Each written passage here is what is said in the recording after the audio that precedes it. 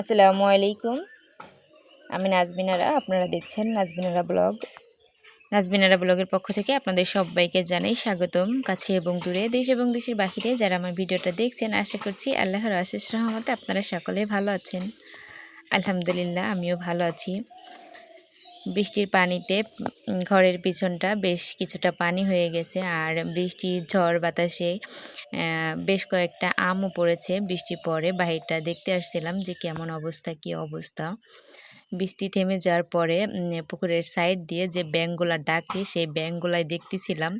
ওদেরকে দেখতে মাশাআল্লাহ এত সুন্দর লাগতেছিল, এত ভালো লাগতেছিল, বলার মতো না। যাক, তো ওদেরকে একটু ক্লিপ করে রেখে এরপরে আমি কিছুটা আম পড়েছিল, তবে এই গাছের আম বেশি একটা পড়ে নাই, দু একটা পড়ছে, তো সেগুলাই আমি তুলে নিচ্ছিলাম।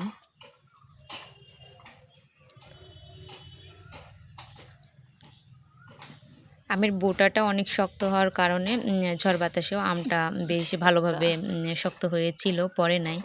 তো একটা আম দেখলাম যে পচে গেছে, তো সেই আমটা ফেলে দিলাম।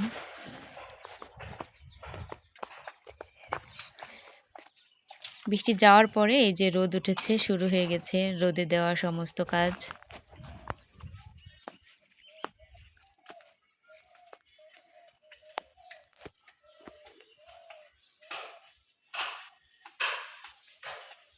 তখন যে রান্নাঘরটা ভাঙা হয়েছিল, ওই রান্নাঘরের যে বেড়ার পাটকুড়ি ছিল, ওই পাটকুটিগুলা উইটি যে খাইয়ে ফেলাইছে, সেগুলা এভাবে খুলে রোদে দেওয়া হয়েছে। এইগুলা শুকাই গেলে আবার রান্নাঘরে নিয়ে রান্না করার জন্য রেখে দেবো। এখন রোদ উঠেছে, তাই এই যে ছাড়াই দেওয়া হয়েছে, রোদে দিলে সুন্দর শুকাইয়ে যাবে।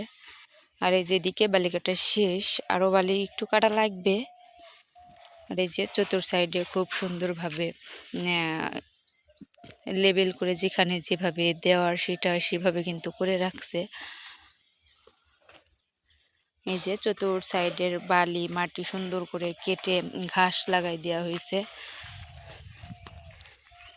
দেখে মনে হবে যে অনেক দিনের, তবে না, এই যে সবেমাত্র বালু কেটে মাটি দিয়ে বাঁশ দিয়ে বাইরোই তারপরে হচ্ছে ঘাসের চাপ লাগাই দেওয়া হয়েছে, যাতে করে বৃষ্টি আসলে বৃষ্টির পানিতে মাটি বা বালিটা ধুয়ে না যায়, সে কারণে এই যেভাবে চাপ লাগাই দেওয়া হয়েছে। এই সাইড দিয়ে লেবেল করা হয়ে গেছে, এখন শুধু বাকি আছে ওই যে ওই সাইডটা।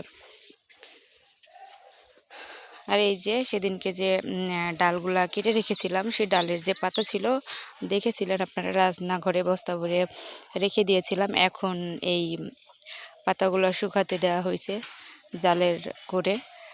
তো এখন এগুলো শুকাইয়ে গেলে এগুলো সবই রান্নাঘরে রেখে দেব। যখন রোদ উঠে আসলে তখন যদি গুছিয়ে না রাখি, পরবর্তীতে বিপদে পড়ে যাইতে হয়।